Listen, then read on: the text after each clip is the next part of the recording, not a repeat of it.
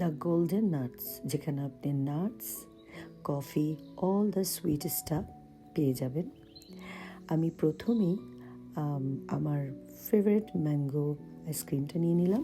ঘুরে ঘুরে পুরো স্টোর দেখলাম। এখানে অনেক অনেক অনেক মজার মজার সুইট আপনি পেয়ে যাবেন, যেগুলি আসলেই অসম্ভব মজা এবং আনকমন। হয়তোবা এমনও হতে পারে যে আপনি কখনো এই সুইট চেখে দেখেনি নেই। সত্যি এগুলি একটু এক্সপেন্সিভ, বাট অনেক অনেক মজার। না খেলে আপনি বুঝতে পারবেন না। তারপর আমরা চলে গেলাম পারফিউমের এরিয়া। তারপরে এখানে আছে কিছু দারুণ দারুণ কফি মাগ, যেটা আমার খুব খুব ভালো লেগেছে। ওদের এই স্টোরটার মধ্যেই কিন্তু একটা ছোট্ট কফি শপ আছে, যেটার নাম হচ্ছে গোল্ডেন কফি, এবং এখানে আপনি সব ধরনের ড্রিঙ্কস পাচ্ছেন। এই পিৎজাটা দেখে একদম ঢাকার সুইসের কথা মনে পড়ে গেল। সত্যি সুইসে কিন্তু এরকম ছোটো ছোটো পিৎজা দিত।